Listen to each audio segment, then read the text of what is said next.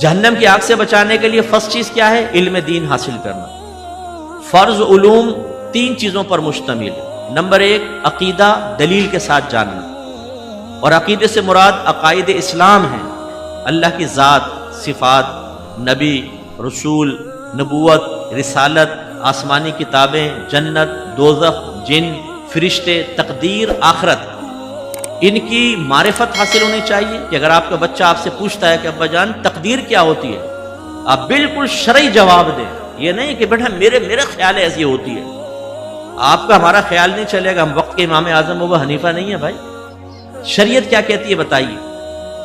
ہم امام اعظم ابو حنیفہ رضی اللہ تعالیٰ عنہ کے مقلد ہیں، اور تقلید شخصی واجب ہے، ایک امام کی پیروی واجب ہے۔ بچہ آپ سے کویسچن کرتا ہے ابو کیوں ہم حنفی بنے، کیوں ہم قرآن و حدیث سے ڈائریکٹ مسئلے نہیں لیتے، کیوں ہم امام اعظم کی پیروی کرتے ہیں، تقلید کیا ہوتی ہے، تقلید شخصی واجب کیوں ہے؟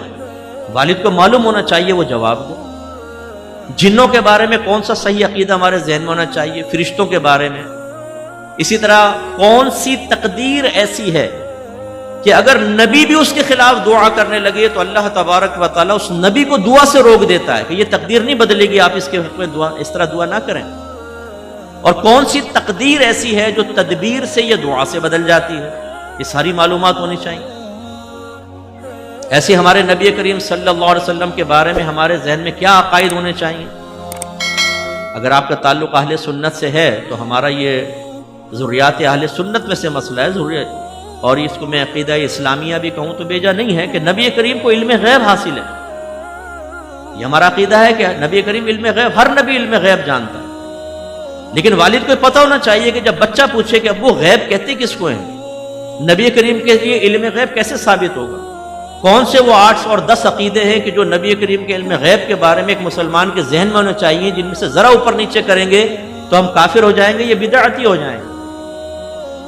اور بڑی معذرت کے ساتھ میں یہ جملے کہتا ہوں کیونکہ میرا 32 سالہ تجربہ ہے تبلیغ دین کا، کہ اگر ایک مسلمان سے یہ کہا جائے نا، کرسچن آ کر کہے کہ یار ذرا اپنے خدا کا تعارف تو پیش کرو، تمہارا خدا کیا، ذرا ایسا تعارف پیش کرو 2-3 جملوں میں کہ پورا احاطہ ہو جائے، تو ہم اللہ کا انٹروڈکشن بھی پیش نہیں کر سکتے صحیح طریقے، سوچ میں پڑ جائیں گے کیا کہوں اللہ کے بارے میں، کیا کہوں۔ اگر آپ کہیں جی وہ ہمارا خالق ہے، مالک ہے، یہ تو آپ صفات بیان کر رہے ہیں، یہ تعارف ذات نہیں ہے۔ یہ بالکل ایسا ہے جیسے کوئی کہے بھئی یہ حضرت کون ہے، میں کہوں جی یہ حافظ قرآن ہے۔ بھائی حافظ قرآن، اس سے تو کوئی انٹروڈکشن حاصل نہیں ہوا۔ انٹروڈکشن کیسے حاصل ہوتا ہے، تعارف کیسے ہوتا ہے؟ نام بتائیں، کہاں رہتے ہیں، کس خاندان سے تعلق ہے، یہ چیزیں بیان ہوتی ہیں تو ایک شخصیت کا تعارف حاصل ہوتا ہے۔ تو اللہ کی ذات کا تعارف پیش کرنے سے ایک مسلمان قاصر ہے، وہ کافر کو نہیں بتا سکتا۔ اگر ہمارا بچہ کویسچن کر لے یا غیر مسلم کویسچن کرے کہ جی واٹ از اسلام، بتائیے اسلام کیا ہے، بیان کریں 2-3 جملوں میں، تو میں یقین سے کہتا ہوں پکا مسلمان جو اپنے آپ کو کہتا ہے ہم بڑے پکے مسلمان ہیں، وہ سوچ میں پڑ جائے گا کن الفاظ سے اسلام کا انٹروڈکشن پیش کروں۔ تو معذرت کے ساتھ عقیدہ ہم نے کبھی نہ کسی عالم سے سیکھا ہے، نہ کسی مستند کتاب سے سیکھا ہے۔ بچپن میں قاری صاحب کے پاس گئے، انہوں نے ایمان مفصل، ایمان مجمل یاد کروائی، 6 کلمے یاد کروائے، ہم نے سوچا سارا دین ہمیں سمجھ میں آ گیا۔ ناظرہ قرآن پڑھ لیا الحمد سے لے کر والناس تک، ہم کہتے ہیں جی ہو گیا۔ بعضوں نے حفظ کر لیا، حافظ صاحب کو خود یہ نہیں پتا کہ قرآن کیا کہہ رہا ہے، ترجمہ نہیں آتا کچھ، بس یاد کر لیا ہے۔ اس کے بعد دین کو چھوڑ دو، بس تھوڑی بہت نماز یاد کر لی، دعائیں یاد کر لی، پتہ ہی نہیں ہے گھر میں۔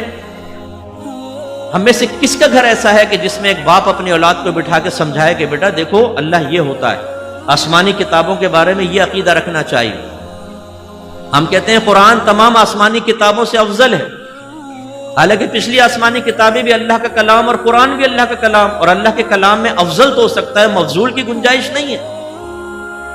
جب ہم کسی کو کہتے ہیں یہ افضل ہیں تو کیا مطلب دوسرا اس سے کم درجے کا، میں کہوں بھی یہ مجھ سے افضل ہے تو کیا مطلب ہوگا یہ اعلیٰ ہے میں ادنا ہوں، تو اللہ کے کلام میں اعلیٰ ادنا تو نہیں ہوتا، اعلیٰ ہی ہوتا ہے، ادنا تو ہو ہی نہیں سکتا۔ کیا مطلب ہے کہ قرآن تمام کتابوں سے افضل ہے؟ اس مفہوم کو ہم نے جانا ہے۔ ہم امام صاحب کے پاس بیٹھے ہوتے ہیں، امام صاحب دعائیں مانگتے ہیں عربک میں، ہم آمین آمین کہہ رہے ہوتے ہیں، بچہ ہمارے پوچھے ابو جان کیا کہہ رہے ہیں امام صاحب؟ بیٹا کچھ پتہ نہیں، تیرے ابا کو آج تک پتہ نہیں چلا، بول آمین۔ اور بچہ اگر کہتے ابو یہ بتا دیں آمین کا مطلب کیا ہے، ہم کہیں گے بیٹا یہ بھی نہیں پتا، بولو آمین۔ بس یہ ہمارا حال ہے کہ ہم مسلمان ہیں لیکن اپنے مذہب اسلام کا دفاع نہیں کر سکتے، ہم مسلمان ہیں لیکن اپنے بنیادی عقائد کی تشریح نہیں کر سکتے، ہم مسلمان ہیں لیکن اپنا عقیدہ نپے تلے الفاظ میں کسی کو سکھا نہیں سکتے، اپنے بچوں کو سمجھا نہیں سکتے۔ تو عقیدہ یہ سب سے پہلی چیز ہے جو فرض علوم میں شامل ہے۔ دوسرا احکام شرعیہ عملیہ، یعنی ان احکام کا علم حاصل کرنا جس کا تعلق عمل سے ہوتا۔